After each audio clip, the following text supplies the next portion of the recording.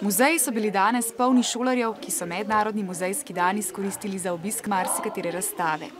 Tako je bilo tudi v Slovenskem šolskem muzeju, nas pa je najprej zanimalo, kako pogosto se mladi obiskovalci odpravijo v kakšen muzej, ko ta ne praznuje mednarodnega dne.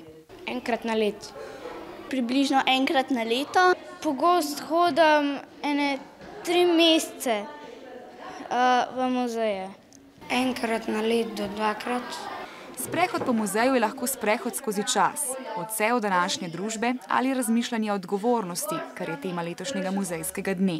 V našem muzeju smo se odločili, da bomo pokazali odgovornost ljudi do narave, kaj človek s svojimi dejanji dela, kako sooblikuje narave in kako lahko bolj v sožitju živimo naravo. Več kot o življenju vidimo, več bomo vedeli.